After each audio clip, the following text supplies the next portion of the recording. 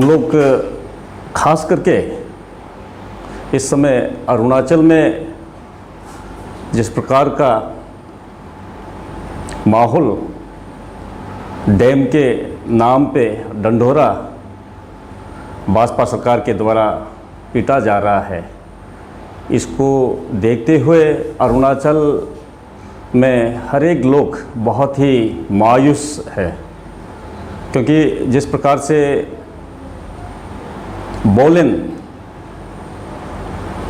दफ्तर में जो अफरा तफरी जो घटनाएं घटित हो रही हैं, ये मानवता को शर्मसार कर रही हैं। जहाँ तक अरुणाचल डेमोक्रेटिक पार्टी का बात आती है, अरुणाचल में हम लोग एक इंडिजिनस पार्टी होने के नाते हमारा कर्तव्य रहा है। जब शुरुआत में सियांग डैम के बात को लेकर हम लोगों ने हमारा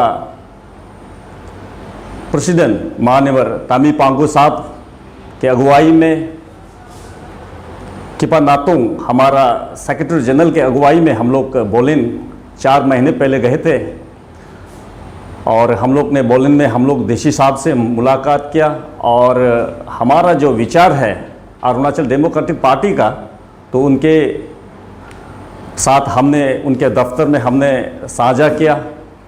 हमने वहाँ भी बहुत ही साफ सुथरे तरीके से हमने अपनी बात रखा। हमने कहा था कि अगर आप वहाँ डैम निर्माण करना चाह रहे हैं तो सबसे पहले आप लोगों का विश्वास को जीतना होगा। लोगों का विश्वास को जीतना होगा जब हम कहते हैं तो लोगों को बताना होगा, सुनिश्चित करना होगा कि लोगों को कंपनसेशन के साथ में पैसा तो उनको मिल जाएगा, लेकिन वो कहाँ रीसेटल कर पाएगा।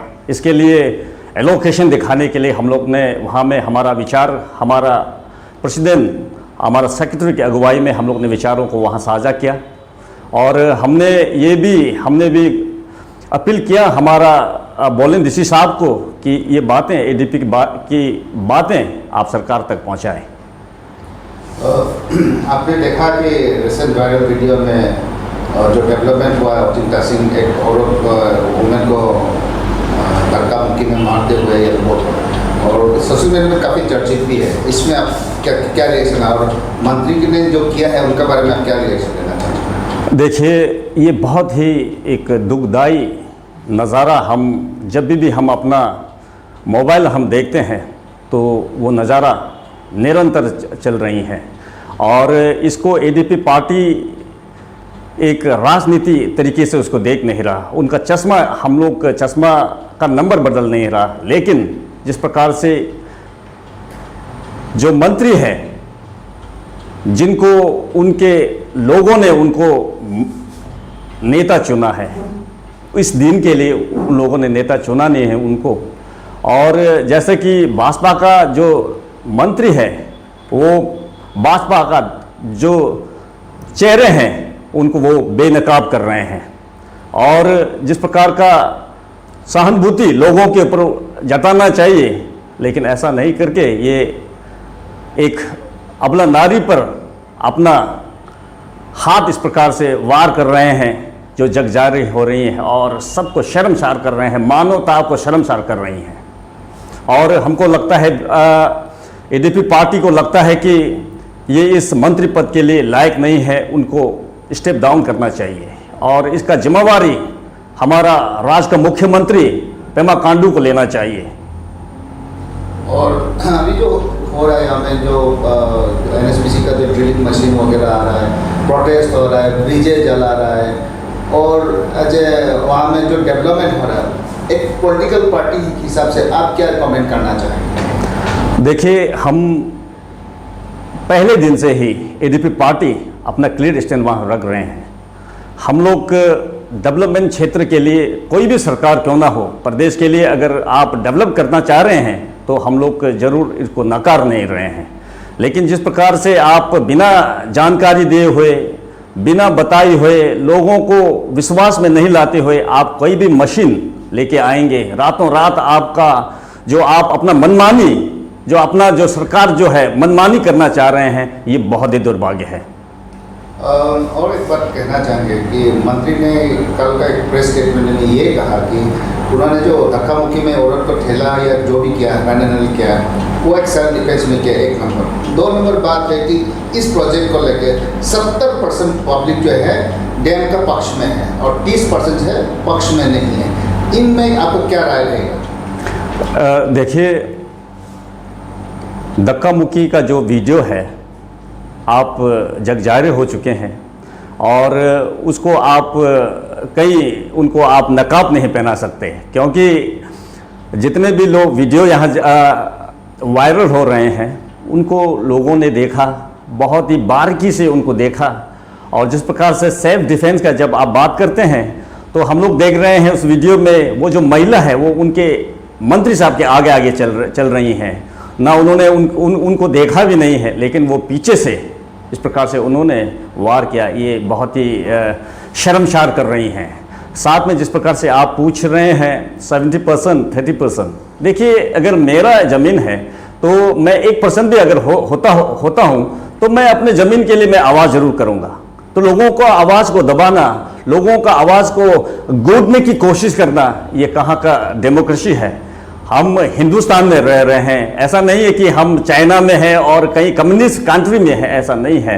ये इंडिया है जहाँ पे हम लोग को सब अपना अपना जो अधिकार है, 1 हो 2 हो, 1% हो 2% हो, हमको मिला हुआ है और इसको सरकार चिंता और उसको ज़रूर सोचना चाहिए।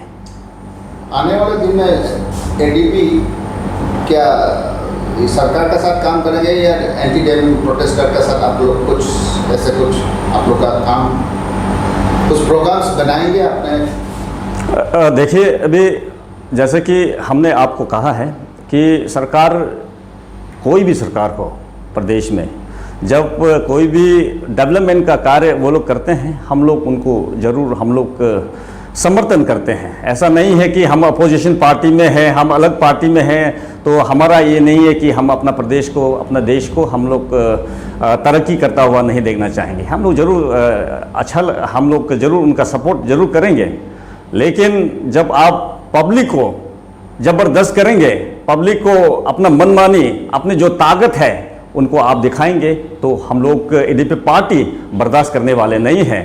और हम ये नहीं कह रहे हैं कि जो अभी डैम इशू में जो लोग प्रोटेस्टर हैं वे हम लोग साथ संपर्क कर रहे हैं, ऐसा नहीं है। कुछ लोगों को लगेगा कि ये पॉलिटिकली हम लोग किसी को भटकाने का हम लोग शब्द का यहाँ बयानबाजी कर रहे हैं, ऐसा नहीं है। हम अरुणाचल में हैं, अरुणाचल कोई भी क्षेत्र में अगर इस प्रकार का कोई भी गतिविधि लोगों के खिलाफ होगा तो अरुणाचल डेमोक्रेटिक पार्टी उनके साथ सदा सर्वदा उनके साथ आगे खड़े आ पाएंगे।